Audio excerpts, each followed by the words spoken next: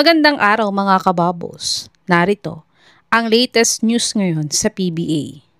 Junmar Fajardo, number 1 na sa PBA all-time offensive rebounder. Terrence Romeo, free agent na. At Converge, may huling trade updates bago ang PBA playoffs.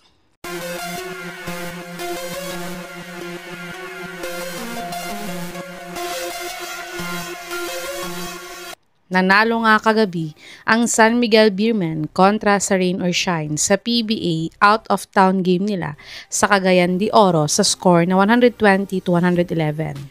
At ang best player sa larong ito ay si Predator CJ Perez na nagtala ng 33 points, 8 rebounds, 7 assists at 3 steals sa kanilang panalo.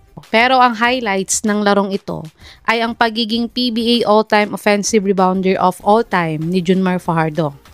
Alam naman natin na si Kraken din ang may pinakamaraming season MVP sa PBA na may 8 times PBA MVP.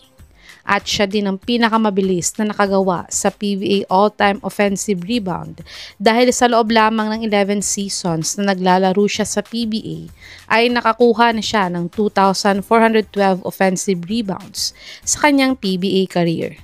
Congrats kay Idol Junmar Fajardo sa kanyang bagong record at sa mga records na ibibit pa niya.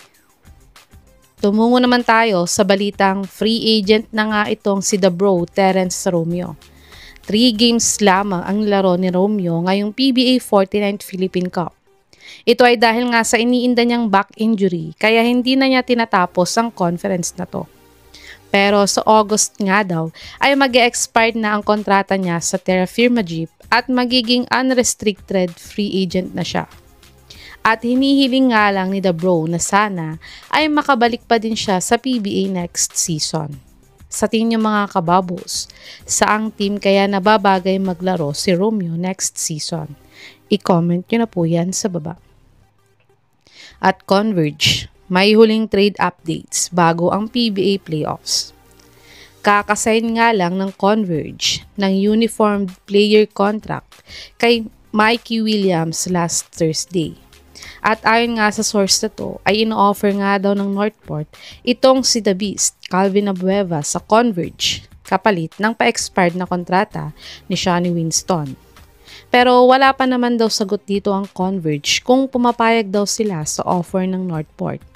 Kayo mga kabapos, dapat bang tanggapin ng Converge ang trade offer ng Northport o dapat i-counter offer nila ito ng ibang player? I-comment nyo na po yan sa baba.